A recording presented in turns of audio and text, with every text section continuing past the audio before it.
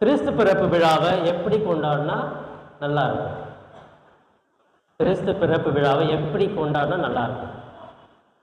ஏன்னா இன்னும் 2 நாளில் கொண்டாட போகிறோம் இல்லையா? எப்படி கொண்டாடினா நல்லா இருக்கும்? யாராவது சொல்லுங்க ஒரு சில கருத்துக்கள்.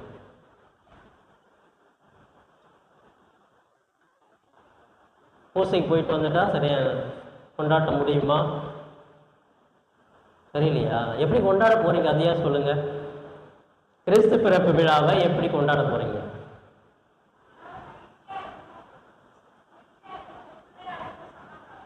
மகிழ்ச்சியா இருக்கணும், ஒற்றுமையா இருக்கணும், சமாதானமா இருக்கணும். எப்ப?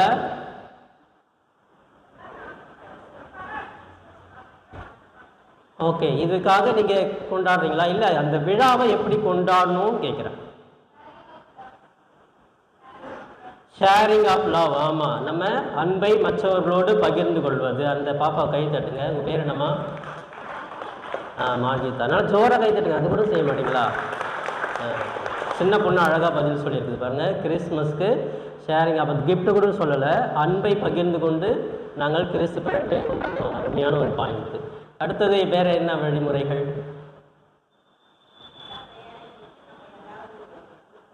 Very good. இல்லாத ஏழைங்களுக்கு நம்ம சில பொருட்கள் அன்றைக்கி வாங்கி கொடுத்து கொண்டாடலாம். ரொம்ப சந்தோஷம். கை தட்டுங்க. அந்த அம்மா கை தட்டுங்க. ஜோர கை தட்டுங்க பார்ப்போம். Very good. போயிடலாம். இன்னும் ஒருத்தர் மட்டும் சொல்லுங்கள், எப்படி கொண்டாடலாம்?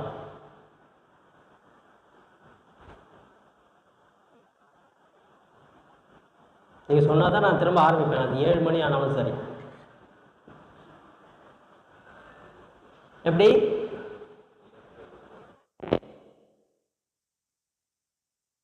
மூன்றாவது முறை.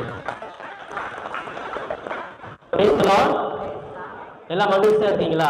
கொஞ்சம் அப்படியே ஸ்மைல் பண்ணுங்களா? லேசா பல்லு தெரியுற மாதிரி ஸ்மைல் பண்ணுங்க. Very good. சந்தோஷம். பிரியமானவர்களே, இந்த 4வது வாரம் நம்முடைய தாயாம் திரு அவையானது அன்பின் வாரமாக கொண்டாடுகிறது. அன்பின் வாரம் அப்படின்னா நம்ம எல்லாருமே அன்பு செய்யணும். அந்த அன்புக்கு என்ன தேவை, கிறிஸ்து பிறப்பை எப்படி கொண்டாடணும் அப்படின்னு இன்டைரக்டா ஒரு மெசேஜ் இந்த 4வது வாரத்திலேயே நம்ம கிறிஸ்து பிறப்பை எப்படி கொண்டாடணும் நீ யோசிக்க தேவையில்லை, இப்படித்தான் நீங்க கொண்டாடணும் அப்படின்னு ஒரு வழிமுறையை, நடைமுறையை இந்த நற்செய்தியிலே அழகாக தெல்ல தெளிவாக திரு அவையானது நம்ம எல்லாருக்கும் ஒரு நற்செய்தி வாசகமா, முதல் வாசகம் 2ஆம் வாசகமா நமக்கு கொடுத்திருக்கிறது. அது என்ன கொடுத்திருக்கிறது அதுதான் இன்னைக்கு பார்க்க போறோம். முன்னுரை போல் அழகாக சொன்னார் அவர். இந்த வாரம் அன்பின் வாரம், அதோடு ஒரு சந்திப்பு. நாம் பிறரை சந்தித்து அவர்களோடு உறவு கொண்டால் என்ன நடக்கும், அதுதான்.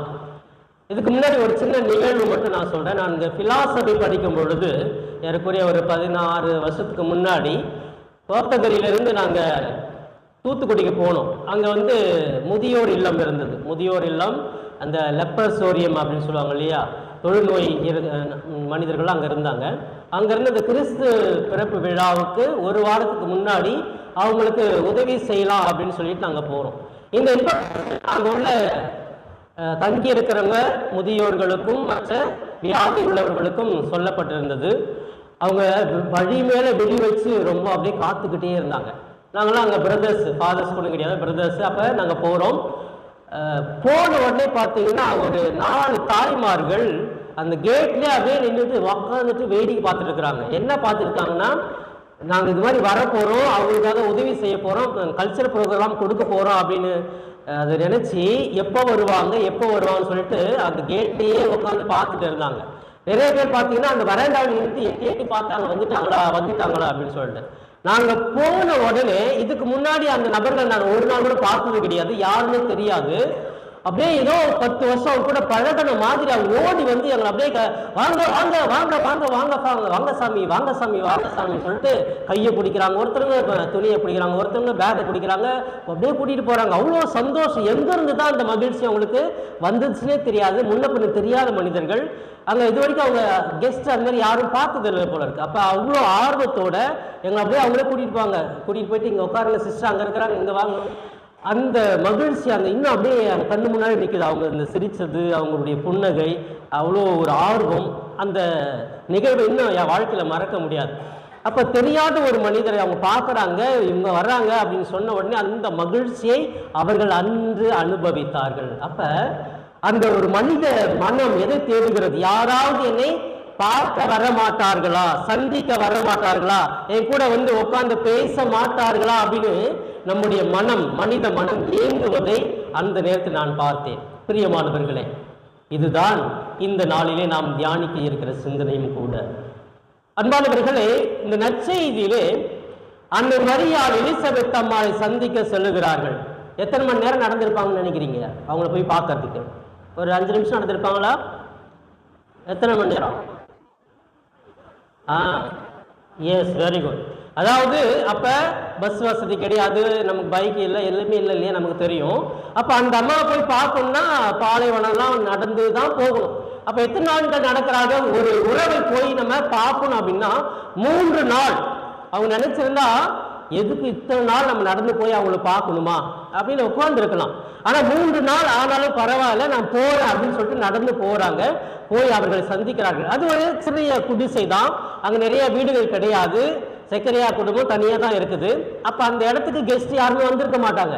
அன்னை மரியாள் போனது அவர்களுக்கு பெரிய மகிழ்ச்சி கொடுத்திருக்குமா இருக்காதா? எங்க வீட்டுக்கு ஒரு கெஸ்ட் வந்துட்டாங்க. இது வந்து நிறைய குடும்பங்களை பார்க்கலாம். தனியா வீடு இருந்துச்சுன்னு யாருமே கெஸ்ட் வரலன்னா அந்த குழந்தைங்க ஏக்கமா ஏக்கிட்டு இருக்கும். யாராவது ஒருத்தர் ஒரு 2 வருஷம் கழிச்சு வந்தாங்கன்னா அவ்வளவு சந்தோஷம். அந்த குழந்தைங்க இப்படி ஓடும் அங்கிட்டு ஓடும், எங்க வீட்டுக்கு கெஸ்ட் வந்துட்டாங்க என்று சொல்லி அந்த மகிழ்ச்சியை பகிர்ந்து கொள்வார். அந்த அளவுக்கு முதல்ல இந்த எலிசபெத் அன்னை மரியாளை பார்த்த உடனே மகிழ்ச்சி பொங்கி வழிகிறது. இந்த நற்செய்தியிலே நாம் 4 விதமான நல்ல பண்புகளை கையாள வேண்டும். முதல்ல அந்த சந்திப்பு, ஒரு மனிதன் இன்னொரு மனிதனை சந்திக்கிற பொழுது முதல்ல என்ன ஆகுது? ஒரு புன்னகை, வாங்க, சந்தோஷம், அந்த மகிழ்ச்சியை கொண்டு வருகிறது. நம்ம போனோம்னா அந்த மகிழ்ச்சி வரும். நம்ம போன்ல பண்ணி எப்படி இருக்கீங்க, நல்லா இருக்கீங்களான்னா அந்த மகிழ்ச்சி இருக்காது. அதே நேரா போயிட்டு அவங்க முன்னாடி உட்கார்ந்தோம்னா அந்த மகிழ்ச்சி தானா வருங்க, தானா வரும். இது ஏக்கத்தோட எதிர்பார்ப்போட அந்த அன்பு வெளியே வரும் பொழுது அப்படியே அவங்க முகத்துல அவ்வளவு பிரகாசம் வரும். அது மனித மனம் ஏங்குகிறது. இந்த மகிழ்ச்சி வந்த உடனே இரண்டாவது என்ன நடக்கிறது? இந்த சந்திப்புல அன்னை மரியாள் எலிசபெத்தை சந்தித்த உடனே இரண்டாவதாக தூய ஆவியால் ஆட்கொள்ளப்படுகிறார்கள். யாரு? எலிசபெத் அம்மாள் தூய ஆவியால் ஆட்கொள்ளப்பட்டு அப்ப அவர்களுக்கு ஒரு உணர்வு வருகிறது. ஐயோ, கடவுளுடைய தாய் என்னை தேடி வந்துட்டாங்க. அன்னை மரியாளுக்கு தெரியும் எலிசபெத் அம்மா இது கடவுளுடைய அருளால கர்ப்பமா இருக்கிறாங்க. ஆனா எலிசபெத்துக்கு தெரியாது மரியாள் இப்படி உருவானது. இவங்க போன உடனே ஆண்டவரே உண்டு வயிற்றில் இருக்கிறாரா அப்படின்னு சொல்லிட்டு கேட்ட உடனே ஆவியில் நிரம்பி அதை புரிந்து கொள்ளுகிறார்கள். அப்ப அந்த உறவுகள் மத்தியில தூய ஆவியானவர் செயல்படுவதை இரண்டாவதாக இந்த சந்திப்பிலே நாம் கற்றுக்கொள்ளுகிறோம். தூய ஆவி அந்த இடத்துல இருவருக்குள்ளாக செயல்படுகிறார், அதை புரிந்து கொள்ளுகிறார்கள், அந்த உறவானது கட்டி எழுப்பப்படுகிறது. மூன்றாவதாக இந்த ஆவி உள்ளுக்குள் வந்த உடனே அங்க என்ன நடக்கிறது? மூன்றாவதாக அன்னை மரியாள் நான் உங்களோடு சில நாட்கள் தங்கி இருக்கிறேன், உங்களுக்கு பணிவிடை செய்கிறேன், சேவை செய்யக்கூடிய ஒரு மனப்பான்மை வருகிறது. இன்னைக்கு நம்ம லீவ்ல கெஸ்டா போயிட்டு வரோம் இல்லையா, போயிட்டு டீ மட்டும் குடிச்சிட்டு அப்படியே நம்ம பாதம் வந்து தரையில பட்டாத மாதிரி ஓடி வந்துடும். சீக்கிரம் எனக்கு வேலை இருக்கு, நிறைய வேலை இருக்கு, அங்க போகணும் இங்க போகணும். ஆனா அங்க உட்கார்ந்து கொஞ்ச நேரம் அவர்களுக்கு நம்ம போயிட்டு ஒரு சில பணிகள் செய்வது தான் அந்த உறவினுடைய சந்திப்பினுடைய அடுத்த படி என்று சொல்வார்கள். நம்ம எல்லாமே கெஸ்டா போயிட்டு அவங்களுக்கு வேலை கொடுத்துட்டு நல்லா அவங்க நிறைய செஞ்சு போட்டு அவங்க டயர்ட் ஆனோடனே நம்ம கிளம்பி வந்துடுவோம். நம்ம அவங்க போயிட்டு அவங்க உட்காந்து அவங்கள உட்கார வச்சு நம்மளால் முடிஞ்ச ஒரு சில நல்ல சேவைகளை பணிகளை செய்து அவர்களை சந்தோஷப்படுத்தணும். நம்ம போயிட்டு ஐயோ 3 நாள் நிறைய வீட்டில் பார்த்தீங்கன்னா ஐயோ கெஸ்ட் வராங்க 3 நாள் பெண்டு கழிஞ்சிடும், நான் இதை செய்யணும் அங்கே செய்யணும், மட்டன் வாங்கணும், இது வாங்கணும், வீட்டெல்லாம் கிளீன் பண்ணணும்னு சொல்லிட்டு டயர்ட் ஆகிடுவாங்க. ஐயோ இப்போயா வராங்க அப்படின்னு சொல்லிட்டு அந்த ஒரு நினைப்பு நிறைய பேருக்கு வரும். இப்போ இந்த காலகட்டத்தில் கெஸ்ட் வராங்க அப்படின்னாலே அவங்களுக்கு ஒரு சில மருமகளுக்கெல்லாம் பயம் வந்துடும் இல்லையா. அப்ப அவங்கள உட்கார வச்சுட்டு நான் அவங்களுக்கு ஹெல்ப் பண்றேன், இல்லை 2 பேரும் ஷேர் பண்ணி செய்வோம். அந்த ஒரு பகிர்ந்து கொள்ளக்கூடிய உழைப்பை பகிர்ந்து கொள்ளக்கூடிய சேவை செய்யக்கூடிய ஒரு நல்ல மனப்பான்மை அந்த சந்திப்பிலே இந்த சந்திப்பில் நடப்பதிலே நாம் பார்க்க முடிகிறது.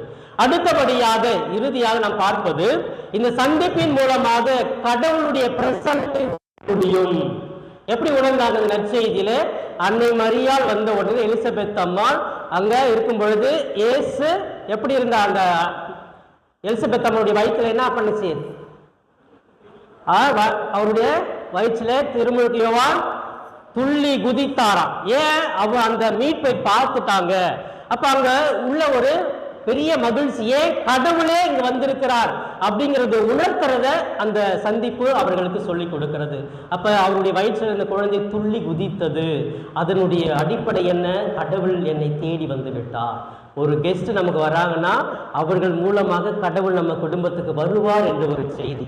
அன்னை மரியாள் அங்க போன உடனே கடவுளை அவர்கள் உணர்ந்தார்கள். எலிசபெத் அம்மாள் உணர்ந்தார்கள், கடவுளே எங்க குடும்பத்துக்கு வந்துட்டார், எங்களுக்கு பெரிய மகிழ்ச்சி.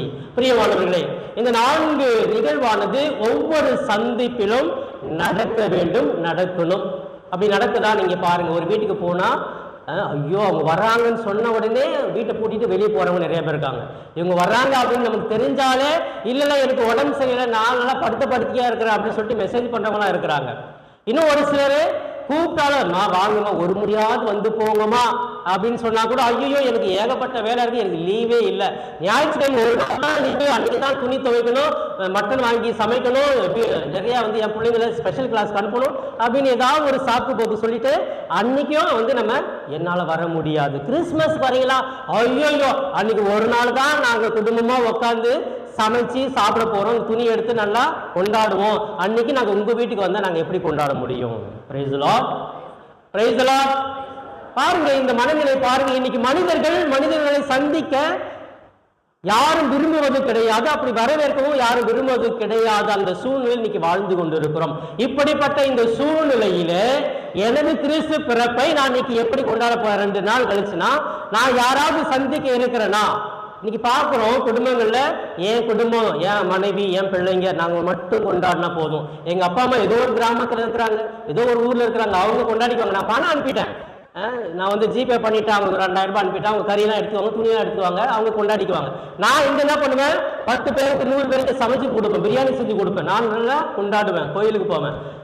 இந்த ஒரு தொடர்பு யோசித்து பாருங்களேன். இப்போ என் குடும்பத்தில் 4 பேர் 5 பேர் எல்லாருமே ஒரு இடத்துக்கு வர வச்சு, இல்லை நம்ம அங்கே போய் சேர்ந்து கொண்டாடுகிற அந்த மகிழ்ச்சி ரொம்ப நாள் நிலைத்திருக்கும்.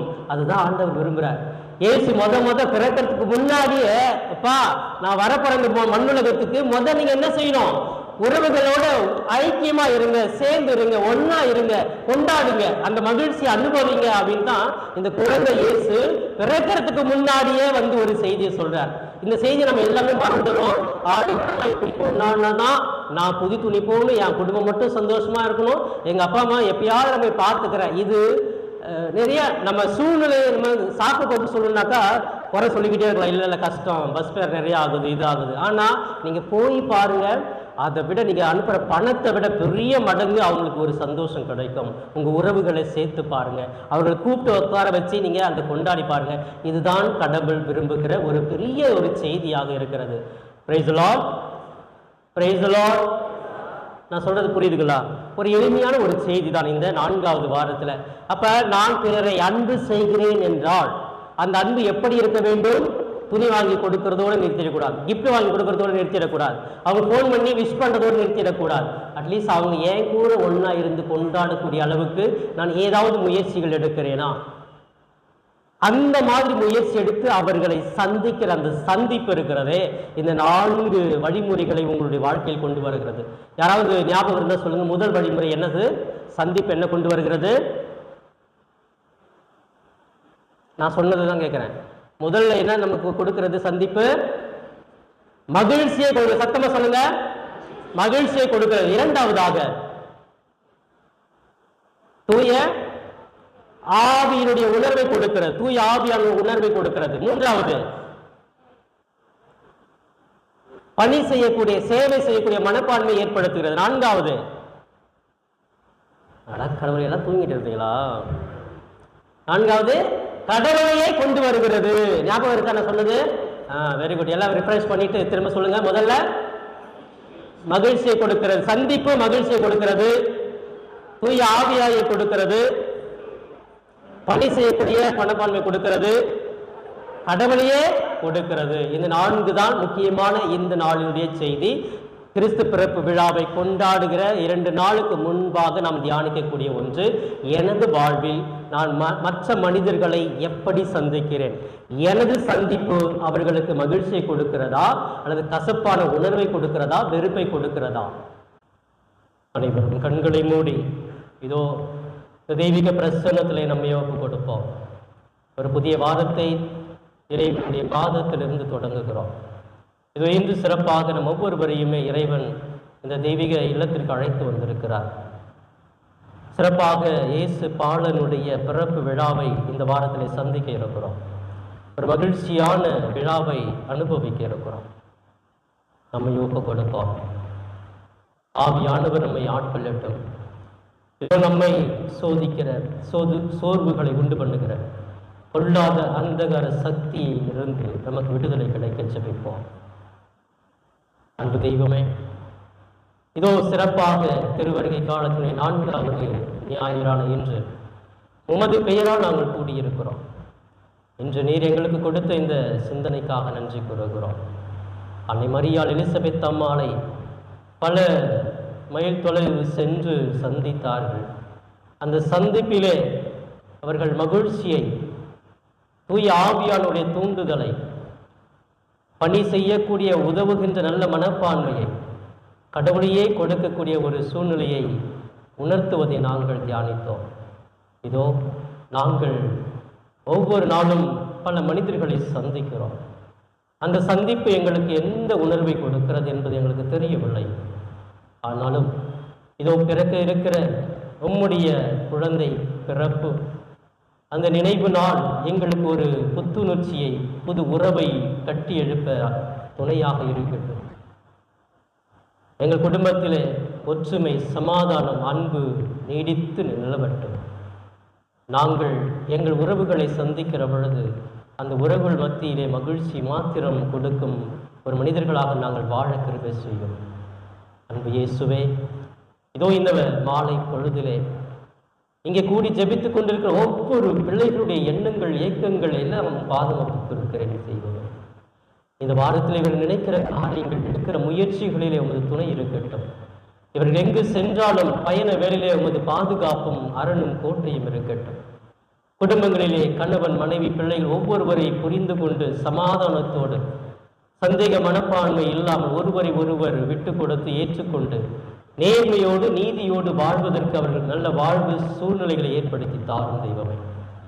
சிறப்பாக படுத்த படுக்கையிலே இருக்கிறவர்கள், முதிர்ந்த வயதிலே உள்ள பெற்றோர்கள், உறவினர்கள், அவர்களுக்காக ஜெபிக்கிறோம். அவர்களுக்கு நீரே அரணும் கோட்டையுமாக துணையுமாக இருந்தவர்களை வழி நடத்த நாங்கள் ஜெபிக்கிறோம் இயேசுவே. இன்னும் சிறப்பாக வேலை இல்லை, குழந்தை பாக்கியம் இல்லை, திருமணம் நடக்கவில்லை என்று பல்வேறு கருத்துக்களுக்காக கடன் சுமைகள் உண்டு, வறுமை உண்டு, எப்படி இந்த கிறிஸ்து பிறப்பு விழாவை நான் கொண்டாட போகிறேன் என்றெல்லாம் ஏங்கிக் கொண்டிருக்கிற குடும்பங்களுக்கு, மனிதர்களுக்கு நீரே ஒரு துணையாக இருந்து, நான் இருக்கிறேன், உங்களுக்கு எல்லாம் கொடுப்பேன் என்று ஆறுதலாக ஒரு துணையாக இருந்து இவர்களை வழிநடத்த நான் ஜெபிக்கிறேன். ஆசீர்வதி தெய்வமே. தொடர்ந்து இங்கே இந்த ஆலயத்திலே ஜெபித்துக் கொண்டிருப்பவர்களையும் இவர்கள் குடும்பத்தார் ஒவ்வொருவரையும் உமது பாதத்தை ஒப்புக் கொடுக்கிறேன். நீர் இவர்களை சுமந்து கொண்டு இவர்களுக்கு தேவையான அனைத்து வரங்களையும் இன்றே இப்பொழுதே உமது சித்தம் என்றால் அதை கொடுத்து அவர்களை மகிழ்ச்சியில் வாழ செய்ய ஜெபிக்கிறேன். ஆசீர்வதியும். இவையெல்லாம் எங்கள் ஆண்டவரும் மீட்பெருமான இயேசுவின் மூலம் ஜெபிக்கிறோம் எங்கள் ஜீவனுள்ள நல்ல பிதாவே. ஆமென்.